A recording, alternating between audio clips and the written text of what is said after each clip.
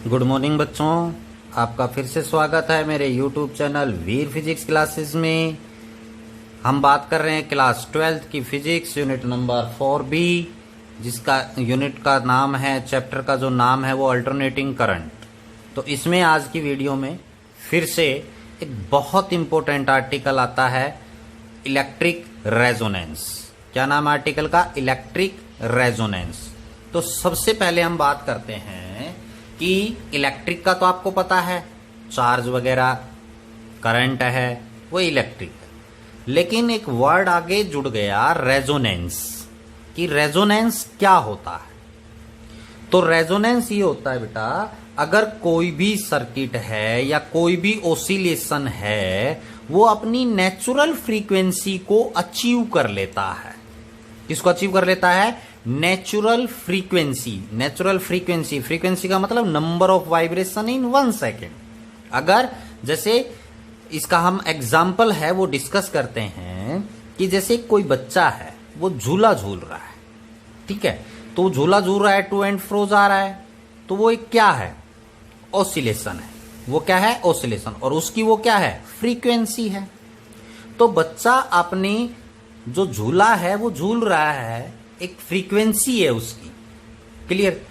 लेकिन क्या है कि अगर दूसरा बच्चा आता है एक पीछे से और वो दूसरा बच्चा जो है उस फर्स्ट बच्चे को पुश करना शुरू कर देता है। क्या करना शुरू कर देता है? पुश। जब वो झूल रहा है पहला बच्चा, तो उसको दूसरा जो बच्चा है वो पुश करता है पीछे से, तो आप देखेंगे कि झूला झूलने की जो स्पीड है, फ्रीक्वेंसी है, वो इंक्रीज हो जाएगी। क्या हो जाएगी? इंक्रीज। मतलब उसका oscillation, to and fro oscillation है वो क्या हो जाएगा? बढ़ जाएगा। दूसरा बच्चा धक्का देगा तो, और वो धक्का जब तक दे कि जब तक झूला जो है वो अपनी नेचुरल फ्रीक्वेंसी पर ना पहुंच जाए। नेचुरल फ्रीक्वेंसी का मतलब कि झूले की जितनी लिमिट है स्विंग करने की, कि भाई इससे ज्यादा आप कितना भी पुश कर लीजिए, झूला इससे ज्यादा नहीं स्विंग करेगा, यानी लिमिट तक, लास्ट तक, मैक्सिमम। क्लियर। तो दूसरा बच्चा इतनी धक्का देता रहे कि जब तक कि झूला जो है वो नेचुरल पर पोजीशन पर ना पहुंच जाए, मतलब उसकी जितनी लिमिट है, जितनी रेंज है वहां तक पहुंच जाए। तो उससे जब वो बच्चा धक्का देता देता और उस झूले को उतनी पोजीशन तक ले आएगा कि उसकी लिमिट तक ले आएगा, तो उस दौरान जो उसकी फ्रीक्वेंसी होगी, मतलब ओसिलेशन की, टू एंड फ्रो के ओसिलेशन की जो फ्रीक्वेंसी होगी, उसे हम रेजोनेंस कहेंगे। उसे हम क्या कहेंगे? रेजोनेंस। क्यों? क्योंकि बेटा बच्चे ने धक्का दिया तो झूले ने क्या ले लिया? अपनी नेचुरल फ्रीक्वेंसी तक पहुंच गया, तो इसका मतलब वहां पर क्या हुआ है? रेजोनेंस। तो कोई भी है आपका चाहिए, इलेक्ट्रिक सर्किट है, इलेक्ट्रिक सर्किट है तो उसमें से क्या होगा? Maximum current flow. भाई सर्किट के अंदर हम क्या चाहते हैं? Maximum current flow. तो अगर मैक्सिमम करंट फ्लो हो रहा है तो वो कहलाएगा रेजोनेंस। क्लियर। मतलब उसकी नेचुरलिटी के ऊपर पहुंच जाना, जिसकी लास्ट लिमिट है, नेचुरली इतना स्विंग कर सकता है। कोई झूला है या कोई और सर्किट है कि इस सर्किट में से मैक्सिमम करंट कितना फ्लो हो सकता है, वहां तक पहुंच जाए, तो इसका मतलब वो क्या हो गया? रेजोनेंस हो गया। क्लियर। मींस रेजोनेंस क्या है? To achieve the natural frequency. Natural frequency को क्या करना? Achieve, that is resonance. तो अब इलेक्ट्रिक रेजोनेंस की बात करते हैं, जिसमें हमारे पास सीरीज रेजोनेंस सर्किट है। कैसा सर्किट है? सीरीज रेजोनेंस सर्किट, जो कि यहां पर आपके पास सीरीज में सर्किट बनाया गया है, जो कि मैं बात करता हूं यहां पर, a circuit in which inductance L, capacitance C and resistance R are connected in series. जो कि आप पढ़ चुके हैं किसमें? RLC सर्किट के अंदर। RLC सर्किट या LCR सर्किट जिसको कहते हैं, वो आप पढ़ चुके हैं। नहीं पढ़ चुके हैं? R, ये C, और यहां पर आपके पास एक इंडक्टर L। ये तीनों किसमें है इस सर्किट के अंदर? सीरीज में है। ध्यान से देखना है, बड़े आसानी से समझ में आ जाएगा। क्लियर। ये तीनों किसमें है? सीरीज में। जैसे इसने डेफिनेशन में कहा, और ये हम पढ़ चुके हैं, एक वीडियो है बनाई है हमने, RLC सर्किट या LCR सर्किट के नाम से, चैप्टर नंबर 4B ही है। तो उस वीडियो को आप देख सकते हैं। देखना भी है, अगर आप इसको लगातार पढ़ रहे हैं तो आपको लगातार वीडियो देखनी पड़ेगी, तभी आपकी समझ में आएगी। तो यहां पर आपके पास क्या है, ये तीनों आर सी एल, ये क्या है सीरीज में, या एल सी आर कर लीजिए, कोई प्रॉब्लम नहीं है। तीनों को किस में जोड़ दिया, सीरीज में जोड़ दिया। Clear, connected in series. And the circuit admits maximum current, यानी ये जो सर्किट है इसमें से जो करंट है मतलब आई, वो कैसा हो, मैक्सिमम। कैसा करंट हो, मैक्सिमम, ये लिख रखा है। Corresponding to given frequency of AC, जैसे ये एसी सोर्स है, ये किसका है, एसी का सोर्स है, इज कॉल्ड सीरीज रेजोनेंस। मतलब आर सी एल या एल सी आर सीरीज में जोड़ दिए कि एसी सोर्स से इसकी क्या है, फ्रीक्वेंसी। तो यहां से इस सर्किट में से मैक्सिमम करंट फ्लो हो जाए तो उसे हम कहेंगे सीरीज रेजोनेंस सर्किट कहेंगे, या इलेक्ट्रिक रेजोनेंस कहेंगे, कि मैक्सिमम करंट फ्लो। बात को ध्यान से सुनना है, क्या बोल रहा हूं मैं, मैक्सिमम करंट। तो यहां पर आपने पढ़ा हुआ है कि Z impedance that is equal to R square plus XL minus XC का होल स्क्वायर, ये आपने पढ़ा हुआ है। What is this, this is impedance. और इसको हम क्या कहेंगे कि ये जो सीरीज में जोड़ा गया है ये इसका क्या है, टोटल रेजिस्टेंस है, इन तीनों का टोटल रेजिस्टेंस। अब आपने ओम्स लॉ पढ़ रखा है, V that is equal to I R, आपके अपने आप समझ में आ जाएगी बातें, V equal to I R. तो बेटा यहां पर आई, सॉरी गलती से लिख दिया, V equal to I R. Clear. तो यहां पर आपके पास अगर मैं इसको I की फॉर्म में लिखूं तो I that is equal to V by R हो गया, V बाय आर हो गया, V equal to I R, I equal to V by R. तो यहां पर आप देख रहे हैं I और R दोनों क्या हैं, रेसिप्रोकल है। मतलब R बढ़ेगा तो करंट घटेगा और R घटेगा तो करंट बढ़ेगा। क्लियर। तो यहां पर आपके पास क्या है कि यहां इस सर्किट में से अगर हम चाहते हैं कि मैक्सिमम करंट फ्लो हो तो भैया ये जेड है, इसको आपने डिक्रीज करना पड़ेगा। क्या करना पड़ेगा, डिक्रीज या नेग्लिजिबल। यानी हमें इस जेड को, यानी इन तीनों का जो रेजिस्टेंस है इसको मिनिमम से मिनिमम लेके जाना है, तभी आर कम होगा, तभी यहां पर आई है वो क्या होगा, मैक्सिमम पहुंच पाएगा। जितना आर कम होता चला जाएगा करंट उतना ही मैक्सिमम होता चला जाएगा।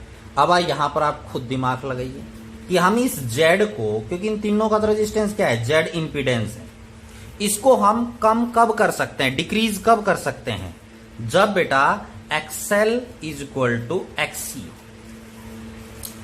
अगर ये दोनों बराबर हो जाएं तो इसको हम घटाएंगे, डिक्रीज करेंगे, तो यहां पर ये क्या हो जाएगा, एक्सएल माइनस एक्सी दोनों बराबर है, तो यहां पर क्या आ जाएगा, जीरो। तो यहां पर आपके पास क्या आएगा, Z that is equal to under root of R square, R C under root cancel हो जाएगा, इसका मतलब Z is equal to R. तो यानी रेजिस्टेंस के बराबर आएगा, इससे मिनिमम हम नहीं कर सकते इस जेड को, इसकी जेड की वैल्यू मिनिमम इससे नहीं कर सकते। तो इस कंडीशन पर XL is equal to XC, इस कंडीशन पर यहां पर जेड की वैल्यू कम होगी और करंट है वो कैसा फ्लो होगा, मैक्सिमम फ्लो होगा। क्लियर। तो इसको बेटा मैं नोट्स की फॉर्मेशन में आपको बिल्कुल लिख देता हूं कि आपने नोट्स हैं वो किस प्रकार लिखने हैं, ये आपको। तो बच्चों यहां पर हम लिख लेते हैं Z that is equal to under root of R square plus XL minus XC का होल स्क्वायर। क्लियर। तो ये क्या है, Z maximum value of resistance की है। तो हमने करंट है उसको मैक्सिमम फ्लो करना है तो रेजिस्टेंस क्या करना पड़ेगा, डिक्रीज। तो XL that is equal to XC, अगर एक्सएल इज इक्वल टू क्या हो जाए, एक्सी, तो यहां पर हमारे पास क्या होगा, Z that is equal to under root of R square plus zero. मतलब ये दोनों बराबर होंगे तो ये क्या हो जाएगा, जीरो। तो यहां पर Z that is equal to R, Z that is equal to क्या हो जाएगा, आर। तो यानी इंपीडेंस है वो किसके बराबर आ जाएगा, सर्किट के रेजिस्टेंस के बराबर आ जाएगा। तो इस कंडीशन में ये बेटा एक प्रकार से सीरीज रेजोनेंस सर्किट की क्या है, कंडीशन है, इसके ऊपर ध्यान देना है। ये बहुत काम की चीज है कि ये कंडीशन है सर्किट की कि इस कंडीशन पर सीरीज रेजोनेंस होगा, और क्यों होगा ये मैंने यहां पर आपके पास लिखा हुआ है। क्लियर हुआ? आइए बच्चों, अब हम बात करते हैं क्यू फैक्टर की, जो कि एक सीरीज रेजोनेंस जो सर्किट है उसकी फ्रीक्वेंसी के बारे में पढ़ा। उसी से रिलेटेड हमारे पास एक इसी के अंदर एक टॉपिक है क्यू फैक्टर, जो कि बहुत इंपॉर्टेंट है।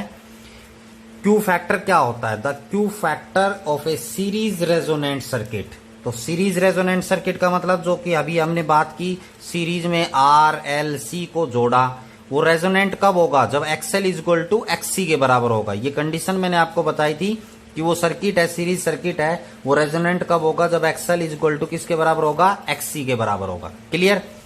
तो कहता है उसके अंदर defined as the ratio of the voltage develop across the inductance और ए कैपेसिटेंस। मतलब ये रेशियो होगा क्यू फैक्टर किसका? वोल्टेज अक्रॉस एल और सी। चाहे आप एल का ले लो चाहे सी का ले लो, एक लेना है आपने, ठीक है। एट रेजोनेंस, मतलब रेजोनेंस की कंडीशन पर, ऐसा नहीं है कि वैसे लेना है, रेजोनेंस की कंडीशन पर, to the impress voltage in which the voltage applied across the R. मतलब ये दोनों का रेशियो है, या तो वोल्टेज अक्रॉस एल और सी, दोनों में से एक लेना है। कब लेना है? रेजोनेंस की पर, रेजोनेंट सर्किट हो जाए तब। और वोल्टेज अक्रॉस द आर, मतलब रेजिस्टेंस के थ्रू जो वोल्टेज डेवलप हो रही है उसके, इन दोनों का जो रेशियो है वो किसके बराबर होता है? क्यू फैक्टर के बराबर होता है। तो जो क्यू फैक्टर है, अब हम बात करते हैं वोल्टेज अक्रॉस द एल या सी, तो एल के थ्रू ले लेते हैं। Voltage V is equal to किसके बराबर होता है बेटा? आई आर के। किसके बराबर होता है? I R. तो इंडक्टर में आर किसके बराबर होगा? XL, I by XL. और आर में V is equal to I R. Clear? V is equal to I R. I R कौन है? एक्सएल इंडक्टर के अंदर। और सी लेते तो क्या जाता है? एक्ससी। आई आर, आई से आई क्या हो गया? कैंसिल हो गया। तो यहां पर आपके पास क्या बचा? XL divided by R, XL divided by R. अब इसके बाद Q that is equal to XL किसके बराबर होता है? L omega. मतलब इंडक्टर का जो रेजिस्टेंस हो किसके बराबर होता है? एल ओमेगा, डिवाइडेड बाय क्या हो गया? आर हो गया। क्लियर हुई बात या नहीं हुई? अब हमने क्या करना है कि Q that is equal to L by omega आ गया। अब यहां पर जो है वो ओमेगा जो है इसकी वैल्यू पुट करनी है। तो ओमेगा क्या है? फ्रीक्वेंसी। कैसी फ्रीक्वेंसी है? Resonance frequency. कैसी है? रेजोनेंस। तो हमने अभी बात की थी कि at resonance condition, resonance condition क्या है? XL that is equal to XC, XL that is equal to XC, दोनों को बराबर लिया था। तो यहां पर हमने क्या निकाला था? इस ओमेगा की वैल्यू को कैलकुलेट किया था, जो कि किसके बराबर थी बेटा? ओमेगा की वैल्यू यहां पर omega that is equal to आपके पास किसके बराबर होगा? ओमेगा, ओमेगा आर, मतलब रेजोनेंस की कंडीशन पर किसके बराबर होगा? 1 by under root of L C. किसके बराबर होता है? 1 by under root of L C के बराबर होता है। तो यहां पर क्या हुआ है? रेजोनेंस। तो इसलिए यहां पर जो फ्रीक्वेंसी है वो भी क्या होगी? Resonance frequency. तो यहां पर Q जो है, Q बराबर होगा L बाय आर, और ओमेगा रेजोनेंस फ्रीक्वेंसी, इसकी वैल्यू पुट करनी है, जो कि 1 by under root of L C के बराबर होगा। क्लियर? अब यहां पर देखिए, यहां पर L की पावर कितनी है? 1/2। यहां पर L की पावर कितनी है? 1। तो ये क्या होगा? तो इसको हम सोल्व करेंगे तो Q that is equal to 1 by R, L की पावर कितनी बच जाएगी? 1/2। तो ये under root of L by C आ जाएगा। L की पावर कितनी बच गई? ऊपर 1/2, ये कैंसिल हो गया, ऊपर 1/2 बच गया, इसलिए अंडर रूट में लिख दिया, और C अंडर रूट में नीचे था ही। तो Q that is equal to किसके बराबर आ गया? 1 by R under root of L by C. This is the Q factor. तो यहां पर आप देख रहे हैं कि जो Q फैक्टर है वो इनवर्सली प्रोपोर्शनल है किसके? R के। किसके इनवर्सली प्रोपोर्शनल है? Q जो है वो R के इनवर्सली प्रोपोर्शनल है। तो R जो है अगर ज्यादा है तो Q फैक्टर है वो कम होगा। R इंक्रीज होगा तो Q फैक्टर डिक्रीज होगा। R अगर डिक्रीज हो रहा है तो Q फैक्टर क्या होगा? इंक्रीज होगा। अब बात आती है कि ये जो Q फैक्टर है ना, Q वो क्या दर्शाता है? ये शार्पनेस को दर्शाता है। शार्पनेस, शार्पनेस का मतलब तेज। जैसे कोई भी हथियार होता है उसकी शार्पनेस मतलब जितना तेज होगा तो उतनी ज्यादा कटिंग करेगा। क्लियर। तो यहां पर क्या है, जो रेजोनेंस कर्व हम ड्रॉ करेंगे, जैसे ये रेजोनेंस कर्व, शार्पनेस का मतलब ऐसे यूं, ये इसकी शार्पनेस ज्यादा है, अगर यूं हो गई तो इसकी शार्पनेस क्या हो गई, घट गई कर्व। तो जो क्यू फैक्टर है वो शार्पनेस के बारे में बताता है। क्या बताता है, sharpness of A resonance circuit, कि जो कर्व ड्रा करते हैं तो उसकी शार्पनेस के बारे में बताता है। तो इसलिए क्यू फैक्टर है वो शार्पनेस के लिए नाम से भी पता लगा सकते हैं हम इसका, किसका, कर्व की शार्पनेस का। क्लियर। जो कि इनवर्सली प्रोपोर्शनल, अगर आर ज्यादा है तो कर्व की शार्पनेस कम होगी, अगर आर कम है तो शार्पनेस, क्यू फैक्टर ज्यादा हुआ तो शार्पनेस भी क्या हो जाएगी, ज्यादा हो जाएगी। जिसके बारे में हम यहां पर देखते हैं कि ये वाई एक्सिस है, ये एक्स एक्सिस है। एक्स एक्सिस के अलोंग ओमेगा, वाई एक्सिस के अलोंग आपके पास क्या है, करंट है। क्या है, करंट है। और तो यहां पर हम जब कर्व ड्रॉ करते हैं इसकी रेजोनेंट सीरीज सर्किट की, तो जैसे एक कर्व तो हमारे पास ये आई, आप देख रहे हैं यहां तक, एक कर्व है यहां नीचे रह गई, तो इन दोनों में अंतर क्या है, तो यहां पर जो ये शार्पनेस है, यहां पर क्या है, मैक्सिमम करंट आया है, आई नोट के बराबर है। किसके बराबर है, आई नोट, मतलब रेजोनेंस हो गया तो मैक्सिमम करंट फ्लो होगा सर्किट में से। तो यहां पर जो है मैक्सिमम करंट फ्लो हुआ है, तो यहां पर ये करंट की वैल्यू कैसी है, मैक्सिमम होगी, पीक वैल्यू होगी। क्लियर। तो यहां पर हम मानते हैं कि सर्किट का जो रेजिस्टेंस है, मतलब आर जो है, इसकी वैल्यू है वो कितनी है, 10 ओम। कितनी है, 10 ओम। लेकिन यहां पर हम दूसरी कर्व के केस में देखते हैं, यहां पर आर जो है वो कितना है, 100 ओम। कितना है, 100 ओम। तो देखिए इस कर्व की शार्पनेस क्या है, ज्यादा, इस कर्व की शार्पनेस कैसी है, कम है। ये ऐसे यूं चला गया स्लोप में, तो यहां बिल्कुल एग्जैक्टली शार्प है, यहां है कम है, तो रेजिस्टेंस बढ़ गया। तो यहां पर रेजिस्टेंस बढ़ा तो क्यू क्या होगा, डिक्रीज, तो इसकी कर्व की शार्पनेस क्या होगी, डिक्रीज होगी। यहां पर आर क्या है, कम है, तो क्यू की शार्पनेस क्या है, ज्यादा है। क्लियर। अब यहां पर आपके पास हम क्या है, जैसे कोई भी वैल्यू हम मान लेते हैं। क्लियर। तो जैसे यहां पर हमने वैल्यू मानी है, इस करंट की ये वैल्यू ले ली, ठीक है। तो करंट की इस वैल्यू के ऊपर यहां पर ऊपर से लेके आता हूं, तो ऊपर वाली कर्व के लिए जब R 10 है तो यहां पर तो क्या है, ओमेगा आर। ओमेगा आर का मतलब रेजोनेंस फ्रीक्वेंसी हुई है, यहां तो क्या हुई है, रेजोनेंस फ्रीक्वेंसी। अब यहां से बेटा फ्रीक्वेंसीज के बीच में गैप होता है, जैसे इस पॉइंट से चलता हूं मैं नीचे, देखिए यहां, इसी प्रकार इस पॉइंट से चलता हूं यहां पर। क्लियर। तो यहां पर क्या है, इसको मान लेता हूं ओमेगा 1 और यहां पर इसको क्या मान लेता हूं, ओमेगा 2। ये ओमेगा 1, ये ओमेगा 2, यहां पर तो रेजोनेंस हो ही रही है, इसलिए ये क्या है, ओमेगा आर, रेजोनेंस फ्रीक्वेंसी है वो है।